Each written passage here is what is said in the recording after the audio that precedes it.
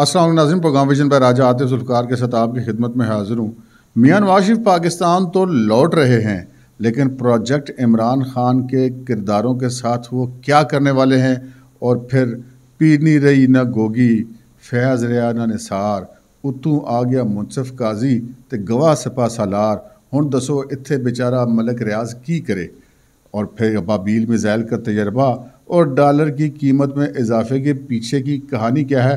بہت دلچسپ خبریں ہیں، بہت اہم تفصیلات ہیں، مگر اس سے پہلے کہ یہ آپ کے ساتھ شیئر کی جائیں، آپ سے گزارش ہے کہ اگر ابھی تک آپ ہمارے چینل سبسکرائب نہیں کیا تو پلیز کر لیجئے، ساتھ ہی بیل آئیکن بھی دبا دیجئے تاکہ جو ہی ہمارا کوئی نیا پروگرام اپلوڈ ہوتا ہے تو اس کا نوٹیفیکیشن فوری طور پر آپ کو موصول ہو سکے۔ پروگرام کا باقاعدہ آغاز کرتے ہیں جی۔ بڑے دنوں سے ڈالر کو مسلسل مار پڑ رہی تھی روپے کے ہاتھوں، اور لازمی بات ہے جب ڈالر کو مار پڑتی ہے تو پھر پاکستانیوں کو اس کا فائدہ ہی ہوتا ہے، کیونکہ مہنگائی میں ذرا کمی ہوتی ہے، لیکن وہ مسلسل مار پڑنے کے باوجود گزشتہ روز جو ہے وہ ڈالر کی قیمت میں کوئی 3-3.25 روپے کا اضافہ ہوا، تو پھر لوگ بڑے پریشان ہو گئے کہ یار پھر کہیں ڈالر والا معاملہ تو نہیں چل پڑا۔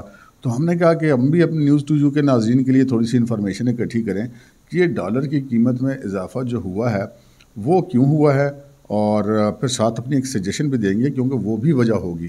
ہوا یہ ہے کہ جناب ڈالر کی قیمت میں اضافہ جو وقتی طور پہ ہوا ہے اس کی وجہ یہ ہے کہ گزشتہ روز اور اس سے گزشتہ روز، یعنی کہ گزشتہ سے پیوستہ روز پشاور کے اندر ڈالرز کی خریداری ہوئی ہے، اور یہ ڈالرز کی جو خریداری ہوئی ہے یہ کی گئی ہے افغانیوں کی طرف سے، کیونکہ جن کے خلاف آپریشن ہو رہا ہے، جو غیر قانونی طور پہ پاکستان آئے ہوئے تھے یا ویسے جو قانونی طور پہ بھی موجود تھے جن کا اندراج بھی تھا، لیکن اب وہ چونکہ واپس جا رہے ہیں اپنے وطن کو، تو انہوں نے جناب کچھ کرنسی ایکسچینج کروائی ہے، ان کی وجہ سے ڈالر کی خریداری کی گئی ہے، اور ڈالر کی قیمت میں کچھ اوپن مارکیٹ میں اور انٹر بینک میں بھی تھوڑا بہت اضافہ ہوا ہے۔ اچھا، ہم نے پھر اپنے ذرائع سے پوچھا کہ جناب یہ اضافہ تو ہوا ہے لیکن اب یہ کیا پھر دوبارہ اضافہ ہی ہوتا رہے گا؟ تو مجھے جو بتایا گیا وہ میں آپ کے ساتھ شیئر کر دیتا ہوں۔ بتایا یہ گیا کہ جناب ایسی کوئی فکر کی بات نہیں ہے، یہ 1-2 دن کی بات ہے، 3 دن کے بعد آپ دیکھیے گا کہ پھر آپ کو مہینہ 1.5 مہینہ روزانہ 1 روپیہ، 1.5 روپیہ، آدھا روپیہ، اس حساب سے روزانہ ڈالر نیچے جائے گا، اور یہ پھر 250 سے پیچھے جائے گا، اور ہو سکتا ہے کہ یہ 230 تک بھی چلا جائے۔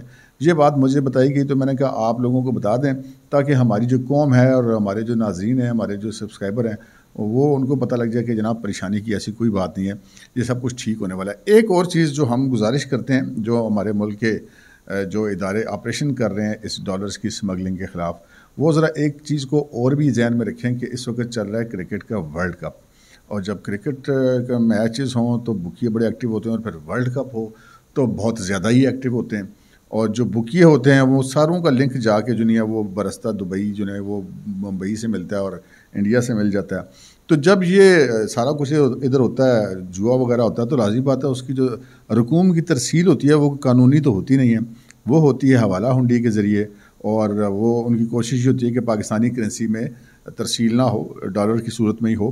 تو یہ آگے چل کے مزید بھی اس طرح کا کام ہو سکتا ہے۔ تو جناب یہ جہاں ہمارے جو ادارے ہیں وہ بہت سارے جو عوامل ہیں ان کے خلاف آپریشن کریں، تو ذرا ایک دھیان ادھر بکیوں کی طرف بھی کر لیں کہ یہ نہ ہو کہ وہ ڈالر والا معاملہ جو نہیں پھر ہمارے سر پہ سوار ہو جائے، جو بڑی مشکل سے ہمارے اداروں نے جو نہیں کوششیں کر کے ڈالر کو قابو میں کیا ہے۔ اگلی خبر کی طرف پڑھتے ہیں جناب۔ اگلی خبر یہ ہے کہ کچھ چیزیں ایسی ہوتی ہیں جو بظاہر آپ کو اتنی زیادہ کنیکٹڈ نظر نہیں آ رہی ہوتی، لیکن ان کے پیچھے کچھ نہ کچھ معنی اور کچھ نہ کچھ مفہوم ہوتے ہیں، بالخصوص بین الاقوامی معاملات کے اندر، بین الاقوامی تعلقات کے اندر، بین الاقوامی سیاست کے اندر۔ کچھ ایسا ہی ہے فلسطین والے معاملے پر، جو پاکستان کا ایک اس کے حوالے سے جو ہمارے لوگوں کی بڑی جذباتی اٹیچمنٹ ہے فلسطینیوں کے ساتھ، اور جو وہاں پر ظلم و ستم ہو رہا ہے اس کے خلاف ہر پاکستانی جو ہے اس کے اوپر رنجیدہ ہے، اور اسرائیل کی بربریت جو ہے وہ سامنے آ رہی ہے۔ اور جو 2 روز قبل کور کمانڈر کانفرنس ہوئی تھی اس کے اندر بجا طور پر جو ہے وہ ہماری جو فوج کی قیادت ہے اس نے پاکستانیوں کے جذبات کی ترجمانی کی، اسرائیل کو غاصب قرار دیا، اور کہا کہ پاکستان جو ہے وہ جو اپنا 75 سالہ موقف ہے فلسطینیوں کے حوالے سے اس کے سے 1 انچ پیچھے نہیں ہٹا ہے، اور وہ جو ہے غاصب سمجھتا ہے اسرائیل کو۔ اچھا، یہ اب ایک سٹیٹمنٹ آ گیا، اب بندہ کہتا ہے یار یہ تو چلے سٹیٹمنٹ آ گیا، لیکن اس سے اسرائیل کو یا اس کے حمایتیوں کو، امریکہ یا اس کے سرپرستوں کو کیا فرق پڑتا ہے؟ بندہ کہتا ہے کہ باقی فرق نہیں پڑتا۔ اچھا، پھر آپ نوٹ کیجئے کہ کل ایک اور خبر آئی تھی مارکیٹ میں، وہ خبر تھی ابابیل میزائل کے تجربے کی۔ اچھا، میں زیادہ ٹیکنیکلٹیز کو نہیں سمجھتا، میں آپ کو ذرا دیسی سی الفاظ میں سمجھا دیتا ہوں کہ ابابیل میزائل ہے کیا۔ ایک میزائل ہوتا ہے، وہ اب مختلف قسموں کے ہوتے ہیں نا، کسی کو لیکوڈ فیول ہوتا ہے، کسی کو سالڈ فیول ہوتا ہے، کسی کی کیا رفتار ہوتی ہے، کسی کی کیا رفتار ہوتی ہے، کسی کی کیا رینج ہوتی ہے، وہ ساری اپنی جگہ پہ ہیں۔ ابابیل میزائل جو ہے یہ ان میزائلوں میں شمار ہوتا ہے جو کہ ایک وقت میں مختلف جو ٹارگٹس کو ہٹ کر سکتا ہے۔ اب جو باقی میزائل ہوتے ہیں نا، فرض کریں اس کو اگر یہاں سے آپ نے تجربہ کیا ہے اور اس کو آپ نے بلوچستان کے کسی علاقے کے اوپر اس تجربے کے نتیجے میں اس نے گرنا ہے، تو وہ وہاں پہ جا کے گرے گا۔ اگر اس میں کوئی وار ہیڈز لگے ہوئے ہیں، چاہے وہ روایتی ہتھیار اس کے ساتھ لگے ہوئے ہیں یا ایٹمی ہتھیار لگے ہوئے ہیں، تو وہ اس ایریے کو یا اس مخصوص جگہ کو جو ہے وہ ٹارگٹ کرے گا۔ لیکن ابابیل میزائل کا جو سسٹم ہے، مجھے اس کا نام ابھی ذہن سے نکل گیا، لیکن چلیں خیر مقصد تو ہمارا یہ ہے کہ بات سمجھ میں آ جائے۔ اس کے اندر جو ہوتے ہیں ایک ہی وقت میں مختلف وار ہیڈز لگے ہوئے ہوتے ہیں، چاہے وہ جوہری ہوں چاہے وہ روایتی ہوں۔ تو وہ مثلاً اگر فرض کریں کہ اگر اس کو یہاں سے فائر کیا جاتا ہے تو وہ جو اپنا ٹارگٹ اس کا مقرر ہوگا، تو ایک ہی وقت میں اس کے کافی سارے ٹارگٹ مقرر ہوں گے، اور اس کے بیچ میں سے وار ہیڈز نکل کر ان تمام ٹارگٹس کو ایک ہی وقت میں ہٹ کریں گے۔ لہٰذا یہ بہت مہلک میزائل سمجھا جاتا ہے، اور یہ ٹیکنالوجی امریکہ اور مغرب کے پاس بہت پہلے سے ہے۔ اچھا، دلچسپ بات یہ ہے کہ پاکستان بھی اس کا پہلے بھی کئی دفعہ تجربہ کر چکا ہے اور کامیابی سے کر چکا ہے۔ تو پھر اب اس موقع پر اس میزائل کے تجربے کی ضرورت کیا تھی؟ جی ہم آپ کو بتاتے ہیں۔ جی آپ ذرا غور کیجئے کہ دن کون سے چل رہے ہیں۔ ایک دن پہلے کور کمانڈر کانفرنس ہوتی ہے، اس کے اندر جو اسٹیٹمنٹ دیا جاتا ہے وہ آپ نے سن لیا۔ پھر ایک ایسا تجربہ جو ہم پہلے بھی کر چکے ہیں، اس کو دوبارہ اس ٹائمنگ پہ کیا جاتا ہے جب اسرائیل جو ہے وہ وحشیانہ بمباری کر رہا ہے، امریکہ اور برطانیہ اور سارا یورپ اس کی مدد کے لیے ڈھیٹ بن کے کود پڑے ہوئے ہیں۔ اسپتالوں پہ بمباریاں ہو رہی ہیں اور اسپتالوں کو صرف ہستی سے مٹایا جا رہا ہے، ایک قتل عام کیا جا رہا ہے۔ اس ساری صورتحال کے اندر جب امریکی وزیر خارجہ جا کے کہتا ہے کہ جی میں پہلے یہودی ہوں تو اس کے بعد میں وزیر خارجہ ہوں، تو پھر آپ یہ دیکھیں کہ اسرائیل کے اندر سے جو اسرائیل کا سفیر ہے، وہ بھارت کے اندر جو اسرائیل کا سفیر ہے، وہ پاکستان کرکٹ ٹیم کے میچ ہارنے پر ٹویٹ کرتا ہے کہ جناب شکر ہے پاکستان ہار گیا، ورنہ ان کی جیت فلسطینیوں کے نام ہونی تھی۔ ہمارے جو یعنی کہ نام نہاد لبرل ہیں نا، جن کو ہم دانشور بھی کہتے ہیں، اور بلکہ سچی بات ہے کہ دانشور ان کو کیا کہنا ہے، تو وہ جو ہیں باتیں کہتے ہیں نہیں جی پاکستان کو کوئی ایسی کوئی فرق نہیں پڑتا، پاکستان کو کوئی کچھ نہیں سمجھتا۔ بالکل ایسا ہی ہوگا، لیکن اگر کچھ نہیں سمجھتا تو اسرائیل کے سفیر کو کیا ضرورت پڑی تھی جو بھارت کے اندر تعینات ہے کہ وہ پاکستان کے کرکٹ کے میچ کے اوپر اس طرح کی ٹویٹ کرے۔ یہ جو سفیر ہوتے ہیں یہ ہمیں اپنے دل کی آواز سے ٹویٹیں نہیں کرتے ہوتے، ان کی ایک ایک قدم، ایک ایک لفظ، ایک ایک ایکٹ بڑا سوچا سمجھا ہوا ہوتا ہے۔ اور پھر جو امریکہ کے سفیر نے وہاں پہ جا کے کہا، اگر امریکہ کا سفیر جو وزیر خارجہ ہے وہ جا کے کہہ سکتا ہے کہ میں چونکہ یہودی ہوں تو اس وجہ سے میری ہمدردیاں ساتھ ہیں، تو پھر کسی مسلمان کی ہمدردیاں اگر غزہ کے فلسطینیوں کے ساتھ ہوں گی تو اس کے اوپر پھر ریزن تو بنتی ہے۔ خیر، یہ اس میزائل کا تجربہ کیا گیا ہے۔ اب ذرا اس میزائل کی رینج کو چیک کریں گے کتنی ہے۔ یہ ساتھ جو خبر جاری ہوئی ہے، جو پریس ریلیز جاری ہوا ہے ISPR سے، کہ اس میزائل کی رینج ہے جی 2200 کلومیٹر، یعنی کہ 2200 کلومیٹر۔ یہ لگ بھگ وہی فاصلہ ہے جو پاکستان سے اسرائیل کا ہے۔ اسرائیل وہاں پہ کیا کر رہا ہے، امریکہ کیا کر رہا ہے، ساری دنیا کیا کر رہی ہے، اور پھر پاکستان کی فوج نے جو کور کمانڈر کانفرنس ہے اس میں کیا سٹیٹمنٹ دی ہے۔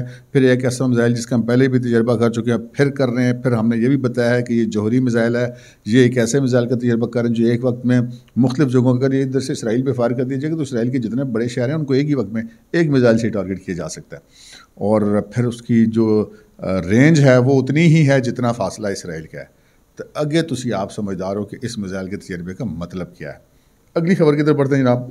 خبر یہ ہے کہ جناب کہتے ہیں نا کہ ہر عروج کو ایک زوال ہے، سدا بادشاہی تو صرف اللہ کی ہے، اللہ تعالیٰ کے علاوہ تو کسی کو ثبات نہیں، ہر چیز کی بے ثباتی ہے۔ اس دنیا کے اندر جتنے لوگ آئے وہ گئے، چاہے کوئی فرعون تھا، چاہے کوئی نمرود تھا، ایون مطلب اولیاء کرام، انبیاء کرام، جتنی مقدس ہستیاں ان کو بھی اس دنیا سے جانا پڑا، کیونکہ یہ اللہ تعالیٰ کا بنایا ہوا ایک نظام ہے کہ لافانی تو صرف اللہ تعالیٰ کی ذات ہے۔ تو اللہ تعالیٰ یہ بھی فرماتے ہیں کہ وہ دنوں کو لوگوں کے درمیان کو پھیرتے رہتے ہیں، یہ بھی اس میں بھی کوئی شک کی بات نہیں ہے۔ بات میں کرنا چاہ رہا ہوں جی ملک ریاض صاحب کی۔ ملک ریاض صاحب جو ہیں وہ ان کا کیس جو ہے وہ سپریم کورٹ میں لگ گیا ہے۔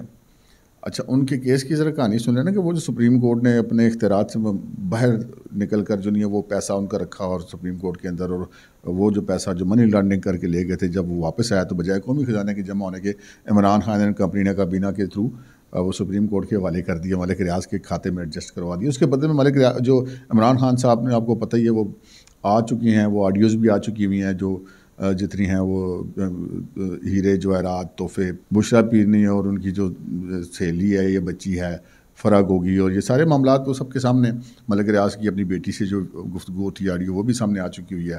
پھر اس کے بدلے میں القادر کی زمین, تو وہ پھر بنی گالا والی زمین, تو بہت ساری چیزیں ہیں اس میں. شہزاد اکبر بھی انوالو ہیں, عمران خان بھی انوالو ہے, بشرا بھی انوالو ہیں, فرا گوگی بھی انوالو ہے. تو یہ کیس اب نیب میں چل رہا ہے, اس کی انکوائری وغیرہ بھی چل رہی ہے. تو یہ ملک ریاض صاحب جو ہیں وہ تو آپ کو پتہ ہے پاکستان کے اندر تو علم بردار ہیں اس چیز کے کہ جناب وہ تو فائلوں کو پہیے لگاتے ہیں, اور پہیے لگاتے ہیں. اور اس ملک کے اندر کسی پارٹی کی حکومت آئے یا جائے, رہے نہ رہے, سویلین حکومت ہو یا مارشل لا, ملک ریاض کا کام تو چلتا تھا. اس لیے کہ ملک ریاض صاحب کے معاملات ہر جگہ پہ بڑے فٹ ہیں. وہ کیا ڈیٹیل فٹ ہیں, وہ مطلب وہ ایک ڈیٹیلز اگر میں بتانی شروع کروں تو شاید ایسے کئی ویلاگز جو ہیں اس کے اندر لگ جائیں گے. ذرا بات مختصر کرتے ہیں. ابھی چند روز پہلے کی بات ہے کہ ملک ریاض صاحب جو ہیں وہ اپنے عروج کی انتہا پر تھے, اور کبھی کوئی بندہ سوچ نہیں سکتا کہ ملک ریاض کو بھی کبھی زوال آئے گا. مطلب جو پاکستان کے اندر جو ان کی صورتحال تھی, آپ دیکھ لیجئے کہ جتنے ٹی وی چینلز ہیں وہاں پہ بھی اگر وہ ان کا ذکر مجبوراً اگر کرنا پڑ جائے تو پراپرٹی ٹائکون کا لفظ استعمال ہوتا ہے. کسی رپورٹر کی یہ جرت نہیں ہے کہ ملک ریاض کوئی پریس کانفرنس کرے یا ٹاک کرے تو اس کو اپنی مرضی سے رپورٹ کر دے, یا اس سے کوئی ایسا سوال کر دے جس سے ان کی طبع نازک پہ ناگوار گزرے, یعنی گراں گزرے وہ سوال. تو ملک ریاض صاحب نے جناب وہ یہ سارا کچھ کیا, وہ القادر ٹرسٹ کی زمینیں شینیں دیں, ہیرے جواہرات دیے, زمینیں دیں, کوئی مرزا شہزاد اکبر کو بھی حصہ ملا مبینہ طور پہ, عمران خان صاحب نے جو کیا کابینہ کے تھرو, یہ سارا کچھ ہوا اور موجیں لگی ہوئی تھیں.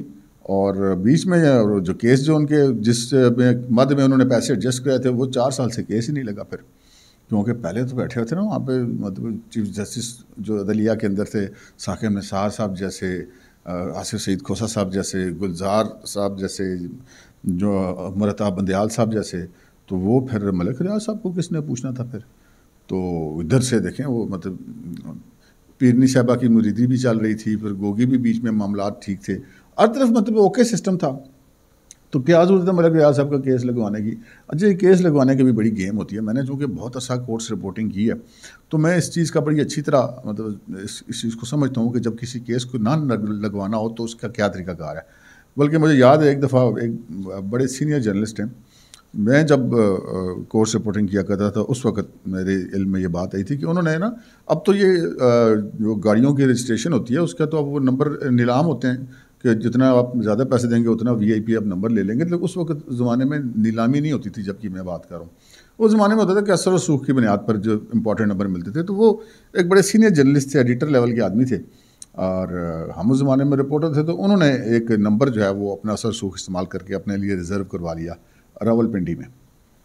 اور اس کے بعد وہ ہوتے تو صحافی کو اتنے زیادہ امیر لوگ تو ہوتے نہیں ہیں, اور اب وہ یہ اینکر والا مافیا تو اس وقت تھا نہیں. تو وہ انہوں نے وہ گاڑی بیچارے نہ خرید سکے اپنے متعلقہ وقت پر.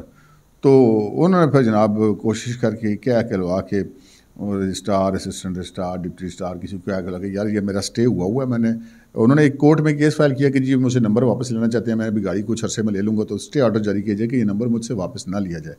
اور وہ اسٹے ہو گیا, اور اس کے بعد وہ پریشان تھا کہ یار اگلی تاریخ پہ بھی گاڑی تو میرے پاس کوئی نہیں ہوگی, تو نمبر تو پھر واپس کرنا پڑے گا. تو انہوں نے پھر اسٹے لیا, اور اس کے بعد پھر وہ انہوں نے کیا کہلوا کے وہ آج تک مڑ کے کیس نہیں دوبارہ لگا. وہ نمبر انہیں کے پاس ہی وہ لے کے بیٹھے ہوئے, نہ انہوں نے گاڑی خریدی کہ وہ نئی اس کے اوپر وہ نمبر لگوائیں, اور نہ مطلب یہ ایک میں آپ کو سسٹم بتا رہا ہوں پاکستان کے اندر کس طرح سسٹم ایکٹ کرتا ہے. تو اس طرح کا سسٹم ملک ریاض صاحب کے جیسے لوگ ہیں ان کو کیسے ریئیکٹ کر سکتا ہے, ان کو تو نہیں ریئیکٹ کر سکتا. لیکن اب وہ ملک ریاض آگے مصیبت میں ایسے آگے, جیسے میں نے آپ سے کہا کہ عروج کا سوال ہے کہ نہ وہ پیرنیاں رہیاں تو نہ وہ گوگیاں رہی ہیں جو ہیرے شیرے لے لیتی تھیں اور ان کے معاملات سے ایسے ہو جاتے تھے, اور زمینیں شمینیں لے لیتے تھے. نہ جو عمران خان صاحب جیسے وزیر اعظم رہے, نہ مطلب وہ ان کو کوئی وہاں پہ جو جرنیل ہوا کرتے تھے وہ وہاں سے فیض یاب ہو جاتے تھے, نہ وہ رہے, نہ وہ نثار صاحب جیسے جج رہے. تو نہ پیرنیاں رہیاں, نہ گوگیاں رہیاں, نہ فیض رہے تو نہ رہے نثار. تو ملک ریاض اب بیچارہ کیا کرے. ملک ریاض پھنس گیا ایک ایسے جج کے سامنے. اس نے ان کے وہ سارا کیس جو 4 سال سے نہیں لگنے دیا تھا وہ کھول کے لگا لیا جسٹس قاضی فائز نے. اب وہاں پہ ان کے وکیل کو سمجھ نہیں آ رہی تھی کہ میں کروں کیا. کہ جب وہ چیف جسٹس صاحب پوچھتے تھے ان سے, آپ نے سنا ہوگا کورٹ کی اس کی کیس کی ہیئرنگ, کہ یہ نہیں آپ اگر کیس یہ نہیں لگا تھا تو آپ نے درخواست کیوں نہیں دی کہ ہمارا کیس سنا جائے. تو وہ تو درخواست دینا نہیں چاہتے تھے, پیسے تو وہ دینا ہی نہیں چاہتے تھے, تو اس وجہ سے وہ نہیں لگنے دے رہے تھے. اب وہ گئے ہیں پھنس, اور اب پھنس اس طرح سے گئے ہیں کہ ایک طرف تو وہ اس طرح والے نہ جرنیل رہے, تو نہ اس طرح والی اسٹیبلشمنٹ عدالتی رہی, نہ جوڈیشل رہی. تو اب وہ اس کیس کے حوالے سے خصوصاً یہ جو ہیرے و شیروں والے معاملات تھے, ان کا تو گواہ خود ہمارے حافظ سعید عاصم منیر صاحب ہیں, کہ جب وہ D G I S I تھی تو عمران خان کو جا کے انہوں نے رپورٹ دی تھی کہ جناب آپ کے گھر والے یہ کریں, ملک ریاض سے تحفے لے رہے ہیں سارا کچھ. تو وہ تو خود ذاتی طور پہ اس چیز کے عینی شاہد ہیں. تو میں یہ نہیں کہہ رہا کہ وہ کوئی آ کے گواہی عدالت میں دے رہے ہیں, لیکن اب یہ ملک ریاض کو تو پتہ کہ یار میرے یہ جن کرتوتوں پہ یہ سارا کام چل رہا ہے, اس کا تو یعنی شاید خود آرمی چیف ہے. تو یہ آرمی چیف اس طرح والا بھی نہیں ہے جو مطلب آپ جن کو مینیج کر لیتے تھے, یا آپ افسر کو مینیج کر رہے تھے اسٹیبلشمنٹ میں پرانی والی میں. اب وہ نہ ادھر فائلوں کے پہیے لگانے والے بندے سپریم کورٹ میں رہ گئے ہوئے ہیں, ادھر بھی وہ بندہ قاضی آ گیا جو قاضی کہلانے کا اہل ہے, جو واقعی ایک منصف ہے, جس کے ہاتھ میں واقعی وہ ترازو ہے, جس نے آنکھوں میں پٹی باندھ کے ترازو ہاتھ میں پکڑی ہوئی ہے. اس کے لیے کوئی میٹر نہیں کرتا کہ ترازو کے کس پلڑے میں ملک ریاض اور کس پلڑے میں غریب عوام ہے, وہ اس کو اس چیز سے کوئی فرق نہیں پڑتا. وہ جو انصاف ہوتا ہے وہ کرے گا. تو اگر انصاف ہو تو پھر یہ ملک ریاض جیسے لوگوں کو تو وارہ نہیں کھاتا. تو ملک ریاض صاحب بہرحال جی اب ایک جیسے کہ ہم یہ کہہ سکتے ہیں کہ ملک ریاض صاحب کا جو بیریئر ٹاؤن جو پاکستان کے اندر ایک ان کا ایک اسٹیٹ کے اندر انہوں نے ایک اسٹیٹ بنا رکھی تھی, اس کے زوال کا آغاز ہو گیا ہے. اگلی خبر کی طرف بڑھتے ہیں جناب. نواز شریف صاحب کی آمد ہے. ہم نے آپ کو رات کو بتایا بھی سارا جو ہمارا گزشتہ ولاگ تھا اس کے اندر, کہ کیسے کیسے جو ہے وہ یہ سارا کچھ اسکرپٹڈ ہے, اور کیلنڈر کو واپس کیا جائے گا 2017 پہ. ابھی ہم آپ کو یہ بتائیں گے کہ نواز شریف صاحب جب آئیں گے تو یہ جو پروجیکٹ عمران خان کے کردار تھے ان کے ساتھ وہ کیا کرنے والے ہیں. دلچسپ انفارمیشن ہے نا. یہ بھی آپ یاد رکھیے گا, کبھی ولاگ رکھ لیجیے گا, کبھی سال 2 سال کے بعد دیکھیے گا, تو اللہ تعالیٰ جنہیں ہماری عزت رکھے گا, اور آپ کہیں گے کہ واقعی یار انہوں نے خبر ٹھیک دی. اور یہ الحمدللہ یہ اللہ تعالیٰ کا خاص فضل و کرم ہے, ہمارا اس میں کوئی کردار نہیں ہے. کہ نیوز ٹو یو نے آج تک آپ کو جو خبر دی ہے وہ خبر کبھی غلط نہیں ہوئی, اور اللہ پاک چاہیں گے تو کبھی بھی انشاءاللہ غلط آپ کو خبر نہیں ملے گی ہمارے سے. یہ ہے کہ ہماری جو سب سے پہلی ترجیح ہے وہ آپ لوگ ہیں. ہم یہ چاہتے ہیں کہ جو ہمارا ناظر ہے اس کے پاس خبر بھی ہو, اندر کی خبر بھی ہو, اور کریڈیبل خبر ہو, ساکھ والی خبر ہو. تو جناب خبر سنیں, جناب نواز شریف صاحب آ رہے ہیں. اب آج ان کو ہوپ فلی ان کو کوئی ریلیف وغیرہ مل گیا ہوگا اسلام آباد ہائی کورٹ سے, جس وقت آپ یہ پروگرام سن رہے ہوں گے.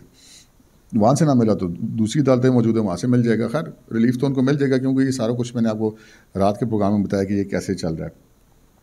تو وہ اب جو ہمیں ذرائع سے پتہ چلا کہ جی جو پروجیکٹ عمران خان کے کردار تھے اس میں بہت سارے کردار تھے.